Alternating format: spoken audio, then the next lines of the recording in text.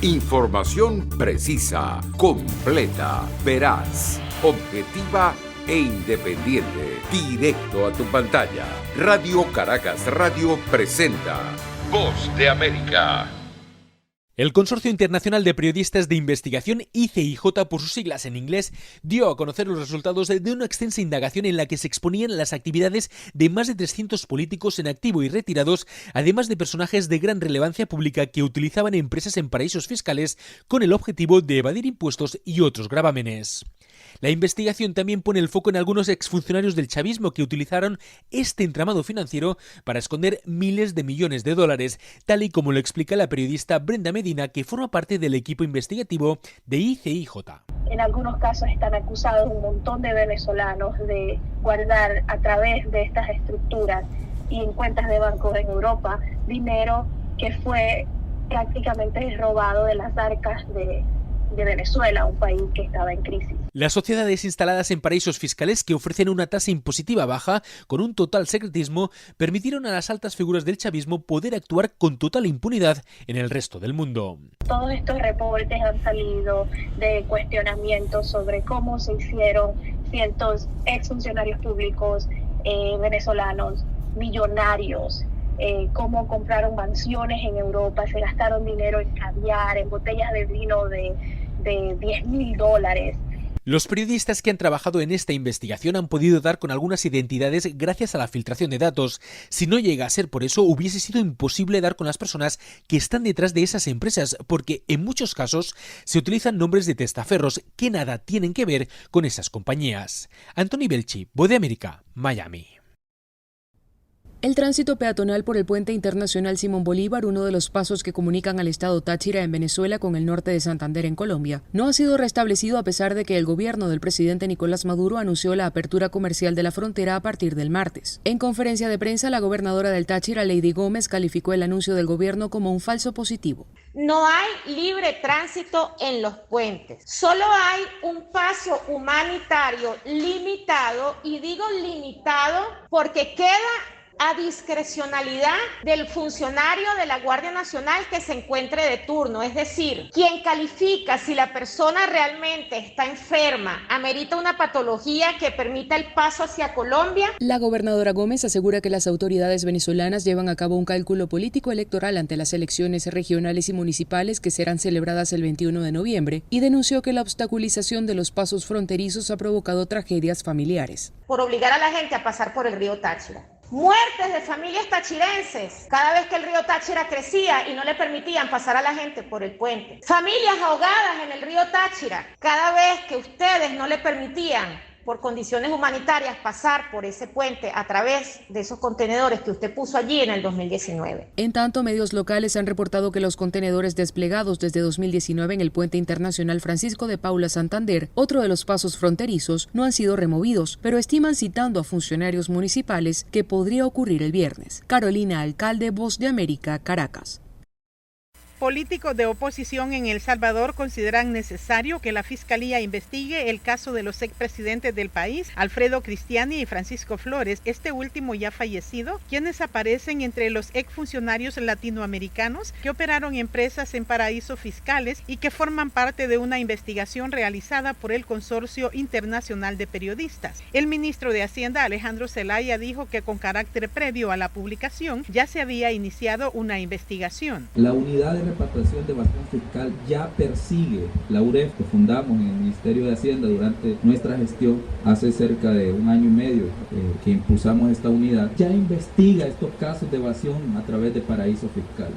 La legisladora Claudia Ortiz, integrante del minoritario partido Vamos, dice que invertir en paraísos fiscales, si bien no se considera ilícito, tiene un componente de justicia social para países como El Salvador, donde hay muchas desigualdades. Aunque no se puede afirmar que son prácticas ilegales, sí podemos saber que ese tipo de mecanismos han sido utilizados o facilitan actividades como la evasión de impuestos. Según la investigación de los papeles Pandora, el expresidente Cristiani abrió 8 empresas en Islas Vírgenes Británicas y otras 8 en Panamá a partir de 1995, un año después de dejar la presidencia de El Salvador, mientras que el expresidente Flores fue beneficiario de sociedades que operaron en Panamá. Hasta ahora ni el expresidente Alfredo Cristiani ni la familia del exmandatario Francisco Flores han reaccionado sobre los detalles de esta filtración de la investigación. Nerima del Reyes, Voz de América, El Salvador. Albergues de migrantes en ciudades fronterizas como Tijuana, Mexicali y Ciudad Juárez están saturados o cerca del tope de su capacidad operativa. Lo mismo ocurre con refugios en la Ciudad de México, donde decenas de haitianos han acudido a solicitar ayuda. El investigador del Colegio de la Frontera Norte, Juan Antonio del Monte, advirtió que esta situación impacta tanto a los albergues de la sociedad civil como a los centros migratorios gubernamentales, con las dificultades que ha implicado la pandemia del COVID-19 y las medidas sanitarias. A esto hay que sumar a los migrantes que acampan en las calles en espera de poder cruzar a Estados Unidos en condiciones muy precarias. En la ciudad de Tijuana y en la ciudad de Reynosa ya existen 2 campamentos de migrantes, así como el que estaban en Ciudad Acuña, ¿no? 2 campamentos de migrantes con miles de migrantes ahí, prácticamente viviendo en situación de calle, ¿no? Como el que existía en Matamoros. Pero son, digamos, fenómenos que suceden debido a que son migrantes que están esperando cruzar a Estados Unidos, ¿no? Lo peor es que no se ve una solución en el corto plazo y México no cuenta con los recursos para enfrentar esta crisis. Es necesario un acuerdo con el gobierno de Estados Unidos. El gobierno mexicano de nuevo está reaccionando a la emergencia. Tiene muy pocos recursos para reaccionar, que los pocos recursos que hace es otorgar estos tarjetas humanitarias, ¿no? Estos permisos humanitarios para que estas personas puedan circular por el país. Pero digamos, eso no sirve, no soluciona de mucho a largo plazo, ¿no? Es solamente una especie de algodón en una herida que está supurando desde hace años. El Instituto Nacional de Migración informó que regularizó la situación de casi 17,000 personas, a quienes les entregó documentación que avala su estancia legal en el país. Se trata de 19,919 migrantes originarios de Haití. De manera paralela, continúan los esfuerzos para contener los flujos migratorios. Un total de 103 migrantes centroamericanos, entre ellos 38 menores, fueron detenidos por agentes del Instituto Nacional de Migración en un punto de control del estado de Tabasco. Y en Chihuahua, familiares de 15 personas originarias de la entidad, quienes salieron de la capital del estado rumbo al municipio fronterizo de Ojinaga para cruzar a Estados Unidos, informaron que desde hace 7 días no tienen noticias de ellos y pidieron a las autoridades acelerar las investigaciones. Sara Pablo, Voz de América, Ciudad de México. Miembros del movimiento campesino de Nicaragua esperan que la expulsión de la Bolsa de Valores de Shanghái del empresario Wang Jin y su grupo Jinwei, que se declararon en quiebra, obliguen al Estado de Nicaragua a reflexionar y derogar un paquete de leyes que entregaron al empresario asiático vastas áreas productivas y tierras de propiedad de campesinos por un periodo de al menos 50 años en una concesión para construir el fallido canal interoceánico que se vendió a los nicaragüenses como la forma más fácil y rápida para salir de la pobreza. Nemesio Mejía, director del Consejo Nacional en Defensa de Nuestra Tierra, Lago y Soberanía, dijo desde el exilio en Costa Rica que la pareja presidencial tiene la responsabilidad de proteger el patrimonio de los campesinos del país. Es porque nos opusimos a algo de que era ilegal. Ese sector le dio cátedra a Daniel Ortega y yo creo que el gobierno debería ser humilde. El anuncio de la aprobación de la ley canalera, con su amenaza de expropiar cuanta propiedad fuera necesaria, incluso si se encontraba fuera del área entregada en concesión, generó una ola de inconformidad que golpeó especialmente a los sectores campesinos al comprobar que existía riesgo de desarraigo, al punto que organizaron alrededor de un centenar de marchas en contra de la iniciativa legal promovida por el presidente Ortega. También desde el exilio, Francisca Ramírez, que fue una de las figuras más emblemáticas de la lucha campesina, reaccionó a esta situación. Campesinos nunca nos dejamos estafar, que no se nos quitara ni una cuarta de tierra. Las marchas campesinas anticanal fueron las primeras grandes manifestaciones que enfrentó el gobierno sandinista desde que llegó al poder en 2007. Taliana Ocaña, Voz de América, Nicaragua.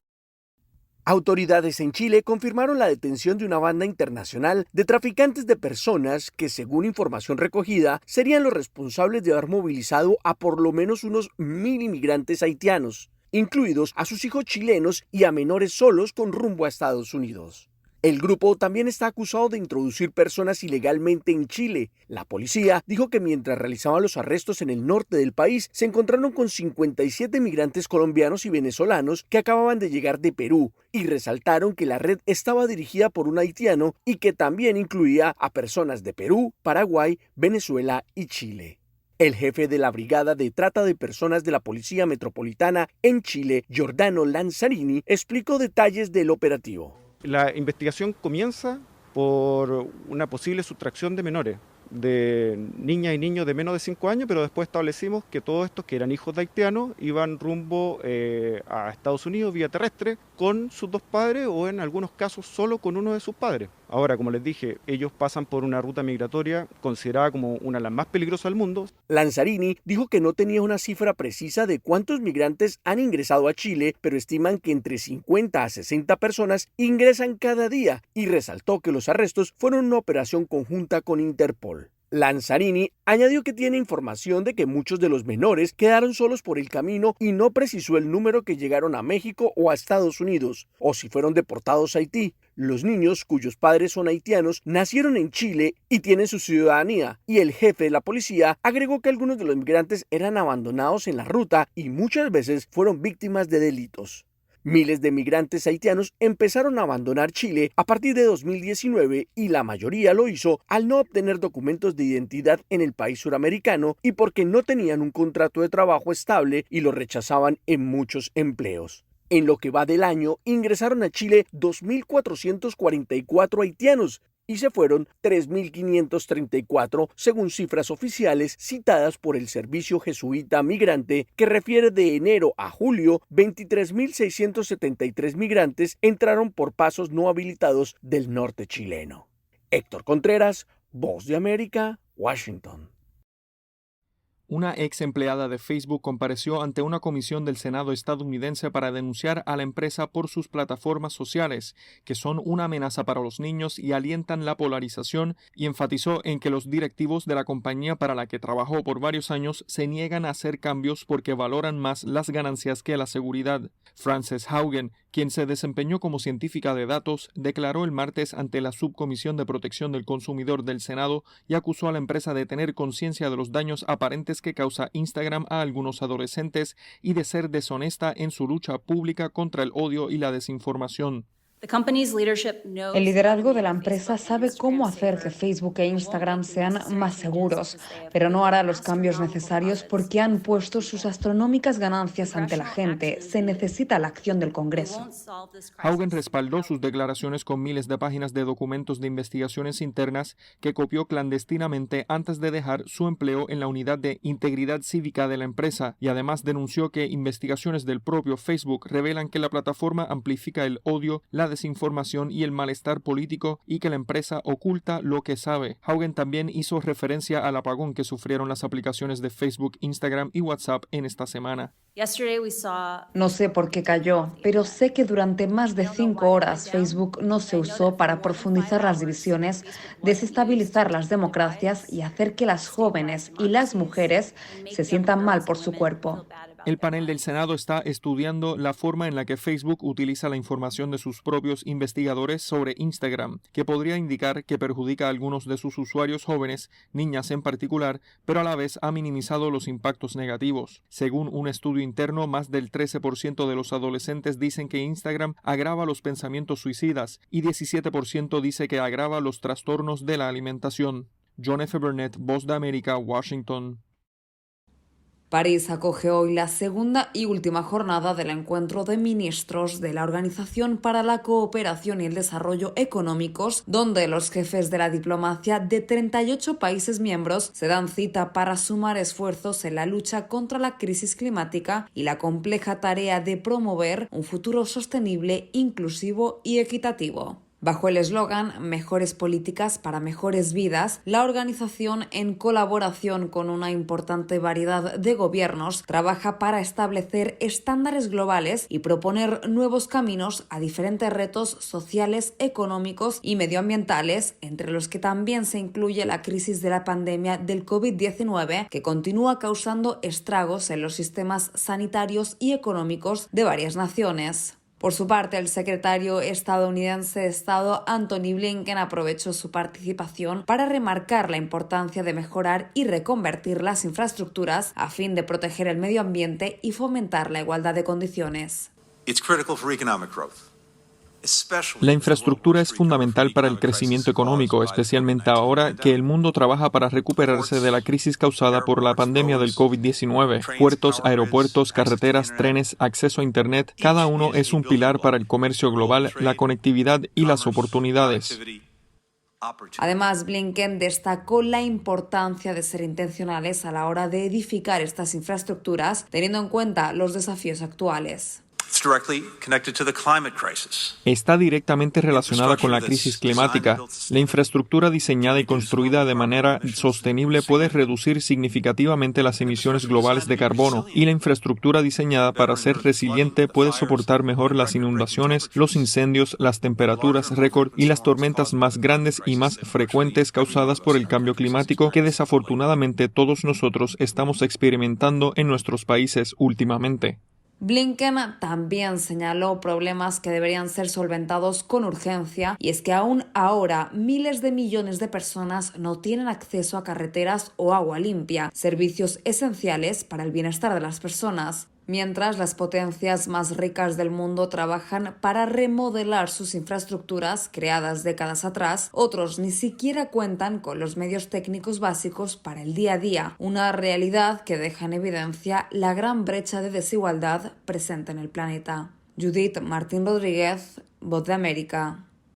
Entre las informaciones más destacadas este miércoles aquí en la capital de Estados Unidos están que tras la reciente caída del servicio por más de 6 horas de Facebook y sus plataformas Instagram y WhatsApp, afectando a casi 3.000 millones de usuarios, la atención sigue puesta en la compañía y los motivos que ocasionaron este apagón.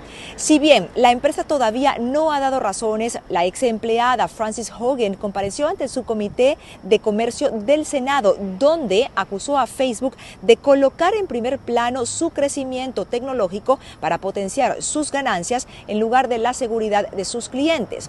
Los legisladores exigieron abrir una investigación sobre las acusaciones que afirman que estas redes perjudican a niños y adolescentes hasta el punto de volverse adictivas. Sin embargo, y a pesar de las críticas, la cotización de Facebook en la bolsa subió un 2,3%.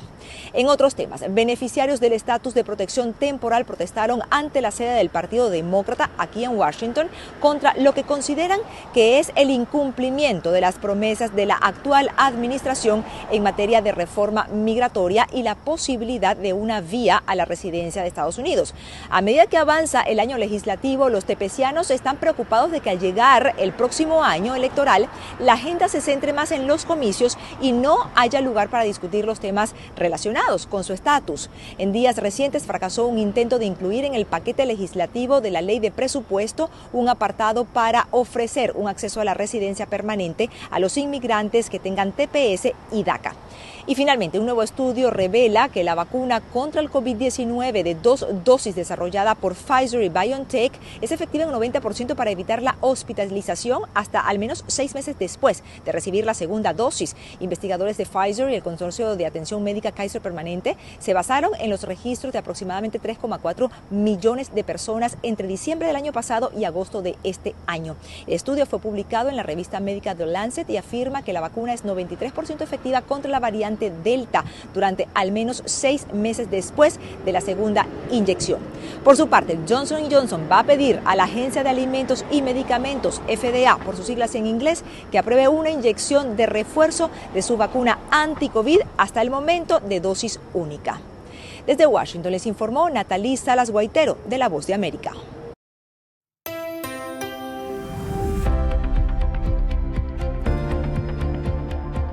Cordiales saludos a nuestra audiencia desde Washington. Soy Yoconda Tapia y hoy en Conversando con la Voz de América abordamos el tema de la preocupación de las autoridades ecuatorianas por la extrema violencia que se registra en algunas cárceles del país, particularmente en aquellas donde hay presos vinculados a cárteles del narcotráfico. El tema está relacionado con el crimen organizado y su presencia en el país, y nuestra corresponsal en Ecuador, Giselle Jacome, lo plantea en esta entrevista con el coronel Mario Pazmiño, consultor internacional en seguridad y defensa. Bueno, básicamente, a mi manera de pensar, el tema se ha salido de control por parte del Estado ecuatoriano. Desde mucho tiempo atrás, el crimen organizado transnacional y el narcotráfico han venido permeando la sociedad ecuatoriana y el estamento gubernamental, el estamento de control y el estamento jurídico, lo que le pone en una posición sumamente grave al Estado ecuatoriano como tal. Eso por un lado. Por otro lado, la influencia y el accionar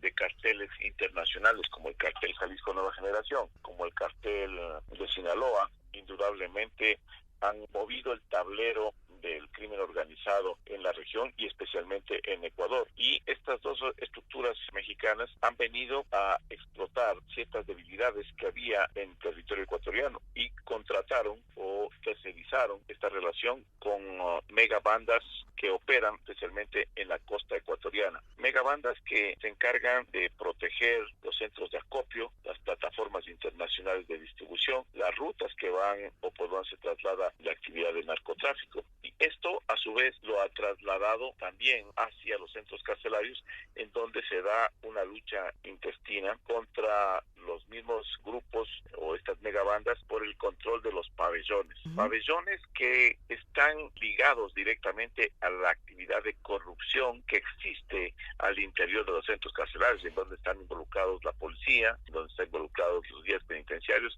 y los administradores de centros carcelarios. Exacto. Entonces, mi siguiente pregunta tenía que ver con eso. Ciertamente las bandas tienen fuerza al interior de las cárceles, pero alguien les debe permitir que ingresen las armas. ¿Cómo está esto relacionado con la Policía Nacional, como usted lo ha dicho, por ejemplo, o con los guías carcelarios, los guías penitenciarios? Es un asunto de corrupción, así concretamente, porque se compran conciencias o se amenazan a funcionarios con el propósito de que trabajen directa o indirectamente para el crimen organizado y las megabandas. Entonces, entran un sinnúmero de armas al interior de los centros penitenciarios a vista y paciencia de las autoridades. Fíjese las declaraciones del ministro de Defensa y dice lo siguiente, más o menos así, ¿no? Sabemos exactamente por dónde entran las armas, sabemos cómo ingresan las armas, porque las desarman, por ejemplo, un fusil se desarma y esto pasa por los diferentes filtros y tiene su costo. Pregunta que yo me hice el momento que escuché estas declaraciones es, si saben cómo ingresan y saben cuál es el procedimiento, ¿por qué no hacen nada? Pues porque eso quiere decir que observamos y somos cómplices indirectos, pero si es que observamos y no actuamos, entonces la situación es mucho más grave todavía. Ese es el punto que me parece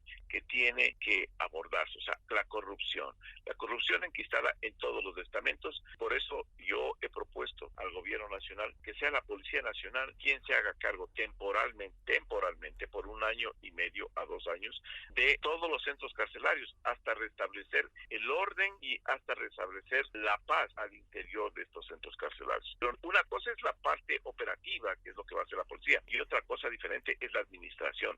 Hay que colocar administradores de centros carcelarios que tengan el perfil adecuado, criminólogos, psicólogos, psiquiatras, expertos de manejo de crisis, expertos de manejo de riesgo, antropólogos, gente que verdaderamente tenga una especialización y que pueda contribuir en qué, a reducir los niveles de inseguridad por un lado, reducir la corrupción por otro lado y reducir lo que dice la norma constitucional, que es básicamente el reintegrar a la sociedad a estas personas que están privadas de libertad. Eso es importante, o sea, la reinserción social. Era el coronel Mario Pazmiño, experto en seguridad y defensa, analizando los alcances de la violencia en las cárceles en Ecuador, que estaría vinculada con el narcotráfico y con el crimen organizado internacional.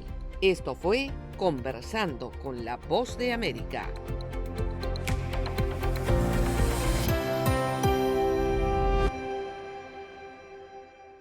Información precisa, completa, veraz, objetiva e independiente. Directo a tu pantalla.